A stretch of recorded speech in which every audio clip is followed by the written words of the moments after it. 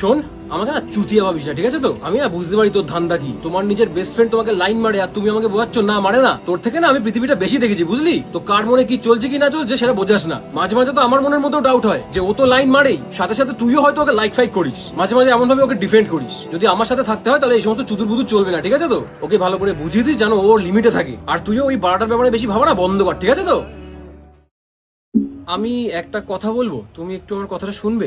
মাঝে মাঝে তোমার কি মনে হয় যে তোমার বেস্ট ফ্রেন্ড একটু তোমার কাছে বেশি আসার চেষ্টা করছে? হ্যাঁ, আমার মনে হলো, তাই ভাবলাম তোমাকে বলি।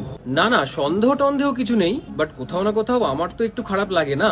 আজকে যদি সেম জিনিসটা আমার কোনো ফিমেল বেস্ট ফ্রেন্ড থাকতো আর সে আমার সাথে করতো, তাহলে তো তোমার খারাপ লাগতোই না? মানে দেখো না, আমি থাকাকালীন তোমার সাথে ও এত বেশি ক্লোজ হওয়ার চেষ্টা করছে, তাহলে হয়তো আমি না থাকাকালীন ও অনেক কিছু করার চেষ্টা করবে। তো কোথাও না কোথাও এই জিনিসটা হয়তো পরবর্তীকালে আমাকে আরো বেশি ইনসিকিউর করে দেবে। তোমাকে বলার একটাই কারণ, তুমি এই জিনিসটা পুরোপুরি হ্যান্ডেল করতে পারবে। আমি চাই না ওর আর তোমার মধ্যে কোনো সমস্যা হোক। ও তোমার অনেক দিনের বন্ধু, তুমি জাস্ট ওকে একটুখানি বুঝিয়ে বলো যে দেখ, এতটা ক্লোজ আসিস না। হ্যাঁ, আমি এই জন্যই বললাম যাতে রিলেশনশিপটা আরো বেশি হেলদি থাকে আর পরবর্তীকালে আমার মনে কোনো ইনসিকিউরিটি না জন্মায়। না না, ম্যাচুরিটি কি আছে, এগুলোই তো নর্মাল। যদি আমার মনে কোনো কথা আসে তাহলে আমি তোমাকে এমন ভাবে গুছিয়ে বলবো যাতে তুমি বুঝতে পারো। ফালতু ফালতু খিস্তি খাস্তা করে কি হবে, বুঝবেও না, তার উপরে এই হেলদি রিলেশনশিপের 12টা বেজে যাবে। তো তাই মনে হলো যে আমি একটু গুছিয়ে যেভাবে তুমি বোঝো সেভাবে তোমাকে বলি।